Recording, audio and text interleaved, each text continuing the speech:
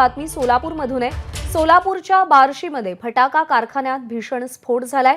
बार्शी तालुक्यातील घारी गावात फटाका कारखान्याला आग लागली आहे। कारखान्याला आग लागून झालेल्या स्फोटाचा आजूबाजूच्या परिसराला देखील हादरा बसलाय।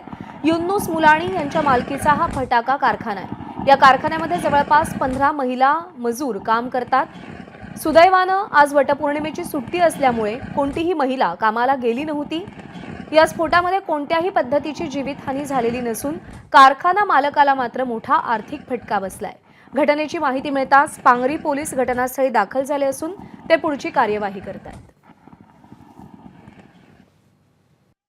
पांगरी पोलीस स्टेशनच्या हद्दीमध्ये घारी गावामध्ये फटाक्याच्या कारखान्यामध्ये स्फोट झालेला होता। आम्ही तात्काळ त्या ठिकाणी पोहोचून फायर ब्रिगेडला बोलावून आगीवर नियंत्रण आणले आहे। सुदैवाने कोणतीही सदर घटनेमध्ये जीवितहानी झालेली नाही आहे आणि आम्ही परिस्थितीवर लक्ष ठेवून आहोत।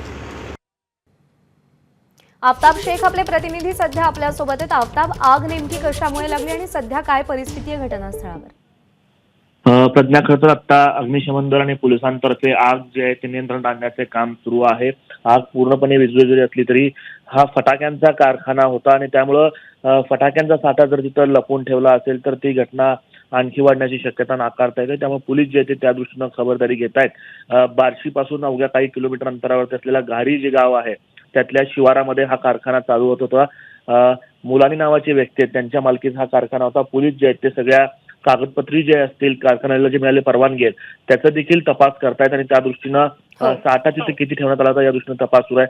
आपल्याला आठवत असेल तर 2023 मध्ये देखील पांगरी पोलीस स्टेशनच्या हद्दीमध्ये असलेल्या शिरारा पांगरी या गावाजवळ देखील अशाच पद्धतीनं फटाक्याच्या कारखान्यामध्ये स्फोट होऊन 4 महिलांचा मृत्यू झालेला होता। सातत्यानं सोलापूरच्या हद्दीमध्ये फटाका कारखान्यांमध्ये स्फोट होत आहेत आणि या सगळ्यासाठीच काही ठोस उपाययोजना करणं गरजेचं आहे। सुदैवानं या स्फोटामध्ये कोणतीही जीवितहानी झाली नाही, हेच महत्त्वाचं आहे। आफ्ताब, धन्यवाद दिलेल्या माहितीसाठी। एबीपी माझा, उघडा डोळे बघा नीट।